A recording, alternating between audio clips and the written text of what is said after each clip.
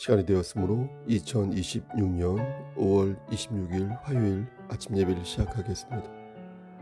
지금 시각은 이른 아침 5시 8분입니다. 다 같이 주의 기도로 예배를 시작합니다.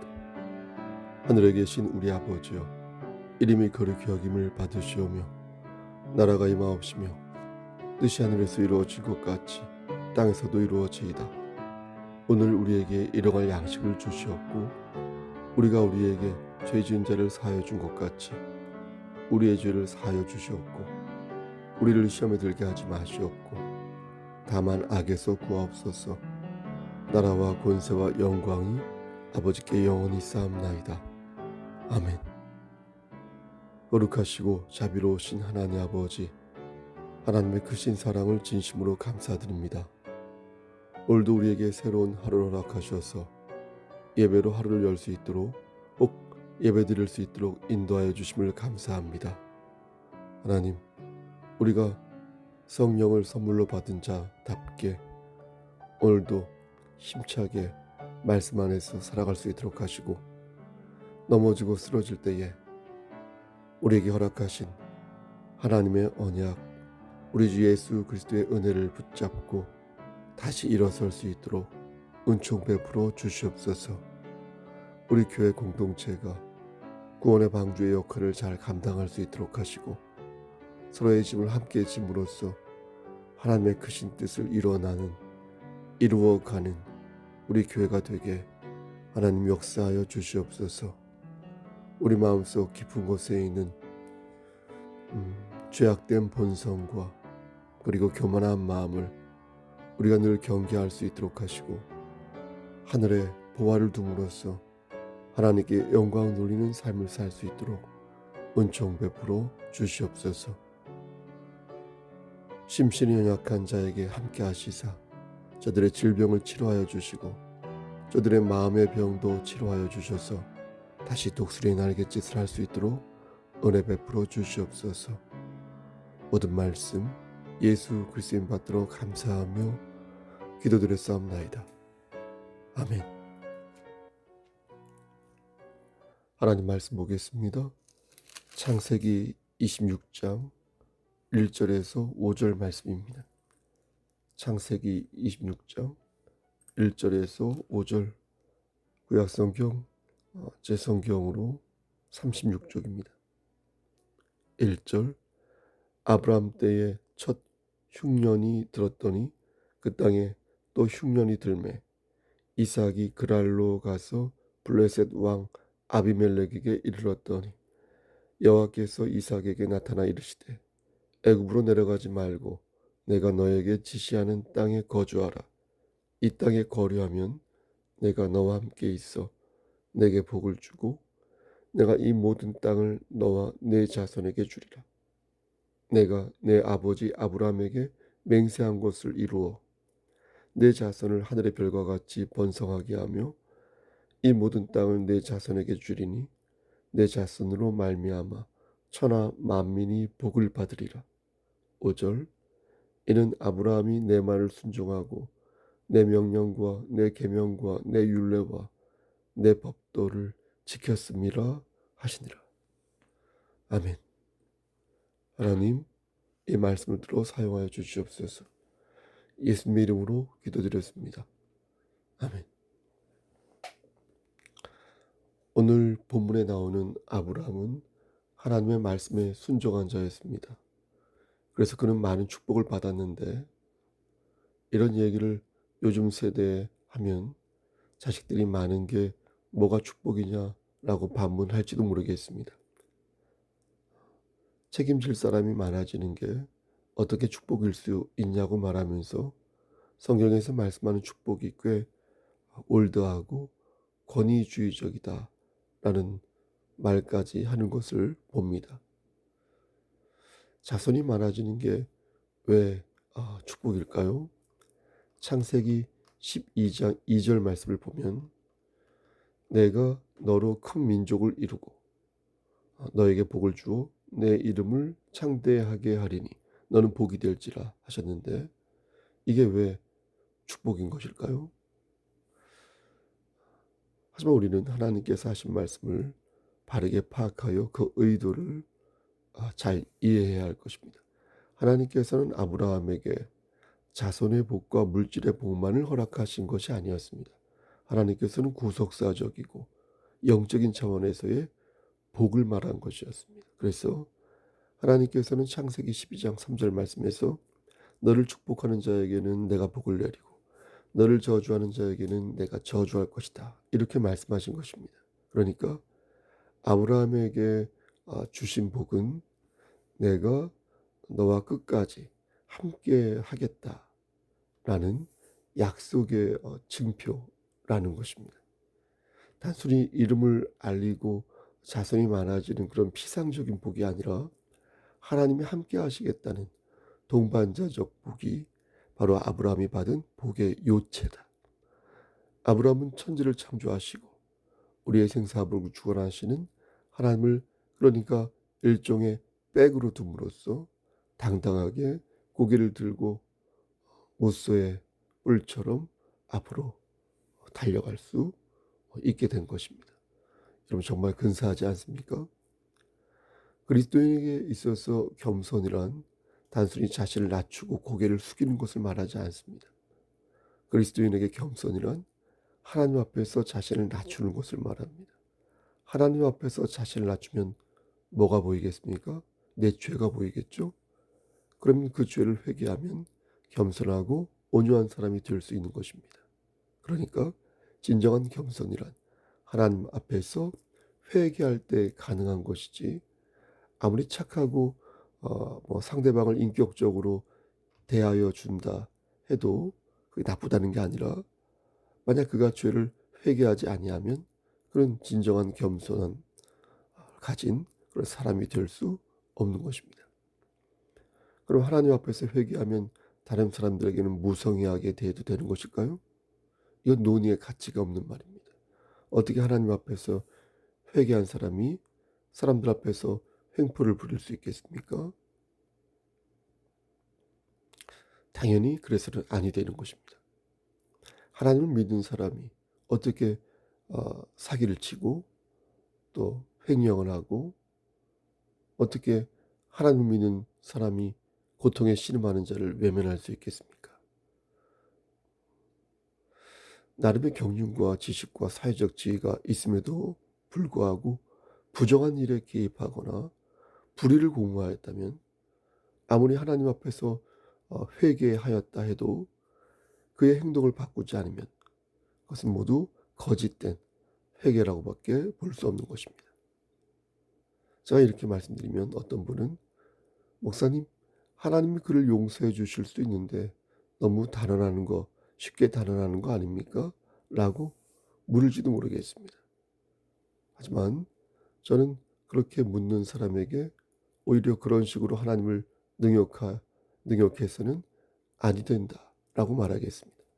사람을 때렸으면 그 사람에게 가서 미안하다고 말해야지, 하나님 앞에 회개하였으니까 양심에 거리낌이 없다고 말한다면 그것처럼 하나님을 능욕하는 사람도 혹은 처사도 없는 것입니다. 아브라함이 받은 복은 하나님의 동행이었습니다. 아브라함은 그것을 알고 있었고, 그래서 그의 함부로 자신의 육신과 영혼을 굴릴 수 없었습니다. 하나님께서는 아브라함에게 물질적인 축복 또한 허락하셨습니다. 마태복음 7장 11절 말씀을 보면 너희가 악한 자라도 좋은 것으로 자식에게 줄 알거든 하물며 하늘에 계신 너희 아버지께서 구하는 자에게 좋은 것으로 주시지 않겠느냐, 이렇게 말씀하셨지 않습니까? 물질은 비록 부차적인 복이지만 하나님께서 주시는 복의 일환이다라는 것입니다. 아브라함이 하나님의 말씀에 순종할수록 하나님께서는 더욱더 아브라함과 밀착 동행하셨다는 것입니다. 여러분, 이것은 우리에게도 해당하는 바입니다. 하나님 말씀에 순종하는 사람은 하나님과 동행하는 기쁨을 맛볼 수 있으며, 우리의 일거수일투족을 하나님께 의탁함으로 말미암아 우리는 어떻습니까? 가장 근사하고 평안하고 안전한 삶을 살 수 있게 되는 것입니다.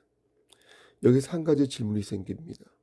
하나님 말씀에 오늘 본문을 보면 아브라함이 글 아래 머문 것이 가뭄을 피해서 이사를 간 것이므로 이게 사적인 내용처럼 보일 수 있는 것입니다. 하지만 여러분, 이것은 사적인 내용이 아닙니다. 사적인 내용이란 성경 본문에 기록되지 않은 내용을 말합니다. 그런데 아브라함이 애굽에 가지 않고 글 아래 머문 사건은 성경 말씀에 기록된 것입니다. 그래서 가장 평안하고 안전한 삶을 살 수 있도록 하나님께서 역사하신 것입니다. 이게 왜 중요하냐면 바꾸어서 이렇게 말할 수도 있기 때문입니다. 어떤 목사가요, 투시의 은사와 치유의 은사가 있다 하여 사람들 앞에서 그 일을 행합니다. 내면으로 볼 때 그 일은 예수님의 이적과 크게 다르지 않습니다. 더욱이 그 목사는 예수님의 이름으로 기적을 행사하거든요. 그렇다면 그 목사의 행위가 성경 말씀과 일치한다고 볼 수 있을까요? 그렇지 않다는 것입니다. 내용이 일치한다 하여도 혹은 비슷하다 하여도 그것을 하나님의 말씀과 동일하게 여길 수 없다는 것입니다. 왜냐하면 그는 목사이지 예수가 아니기 때문입니다.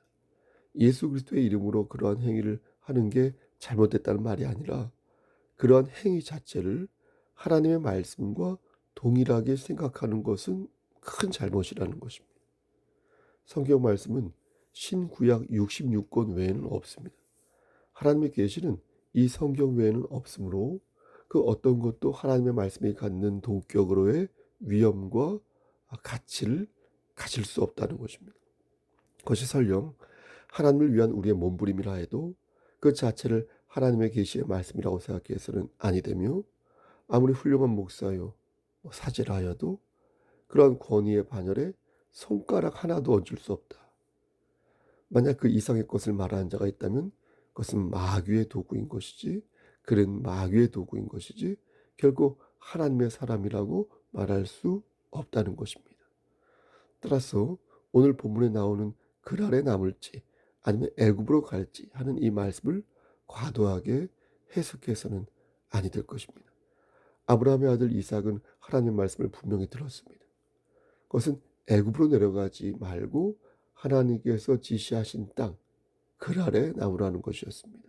하나님께서 말씀하시기를 네가 이 땅에 거류하면 내가 너와 함께 있어 너에게 복을 주고 내가 이 모든 땅을 네 자손에게 주겠다. 이렇게 말씀하셨습니다. 이 말씀을 언뜻 들으면 마치 네가 이사만 제대로 가면 일확천금을 주겠다는 말씀처럼 들립니다.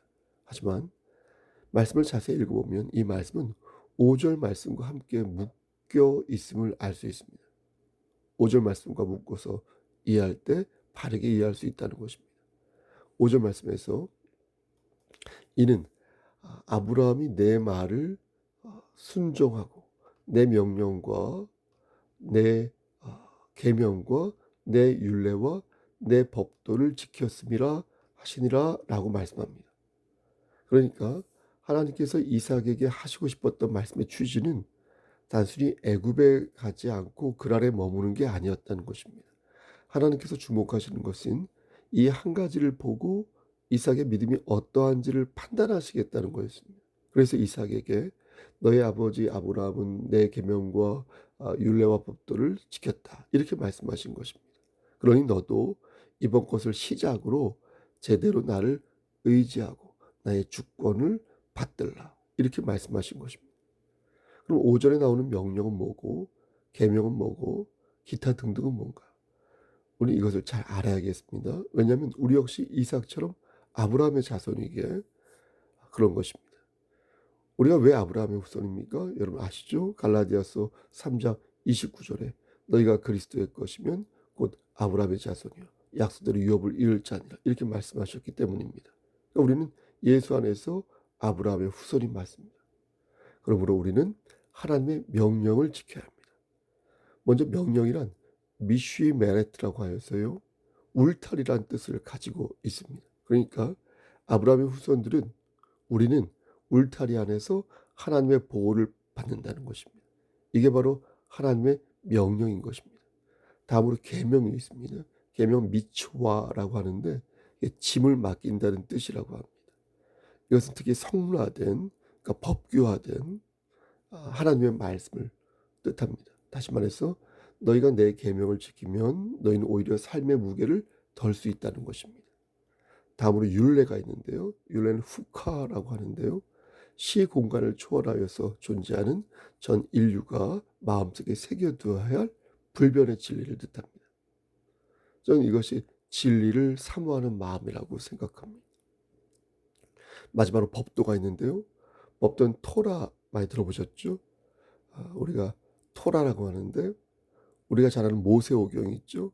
이게 법도입니다. 우리는 모세오경 속에서 분명히 우리가 지켜야 할 법과 예수 그리스도의 사랑을 발견하는 것입니다. 정리해 보겠습니다. 하나님께서는 이삭에게 너희 아버지 아브라함이 내 명령과 계명과 율례와 법도를 지켰으니 너도 이것을 지키라 이렇게 말씀하셨다는 것입니다. 그러면서 네가 이것을 순종하여 받들면 너도 너의 아버지처럼 큰 복을 받게 될 것이다. 이렇게 말씀을 하신 것입니다. 말씀 맺겠습니다. 여러분, 그럼 오늘 이 본문이 우리에게 주는 메시지가 무엇이겠습니까? 왜 하나님께서는 이 말씀을 성경으로 남기시고 지금 부족한 저의 입을 통하여 말씀을 대언케 하신 것일까요? 우리는 하나님의 자녀로서 아브라함의 후손이라는 것입니다. 우리는 그리스도 예수 안에서 한 형제이며 천국을 기업으로 받은 하늘의 본속이라는 것입니다. 하나님께서는 이런 우리에게 오늘 말씀을 들어 말씀하십니다. 너희가 진정 나의 자녀라면 내 말에 순종하라. 내 명령과 내 계명과 율례와 법도를 지키기 위해 노력하라. 잘 안 되더라도 노력하고 넘어지더라도 다시 노력해라. 다시 말씀을 부여잡고 일어서라. 이렇게 말씀하시는 것입니다.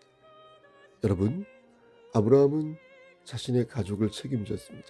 이삭도 자신의 가족을 책임졌습니다. 이삭이 자신의 아내 리브가를 동생이라 속이고 그랄 목자들에게 여러 번 우물을 빼앗기기도 했지만 그때마다 이삭은 내 말을 순종하고 내 명령과 내 계명과 내 율례와 내 법도를 지켰습니다. 라는 하나님의 말씀을 기억해내었습니다. 사랑하는 우리 송석교회 성도 여러분, 여러분들도 이 말씀을 기억해 내셨으면 좋겠습니다. 여러분의 모든 짐을 하나님께 맡기시고 여러분들의 가족과 교회와 미래를 하나님께 의탁하셨으면 좋겠습니다. 우리가 아무리 용을 쓴다고 해도 결국은 하나님 뜻대로 사는 게 최선의 삶이라는 것을 우리는 잘 압니다. 그렇게 살 때 하나님께서는 우리에게 보다 유연하고 창의적이며 즐겁고 정말 신나며 근사한 그런 기쁨을, 자유를 우리에게 허락하실 것입니다.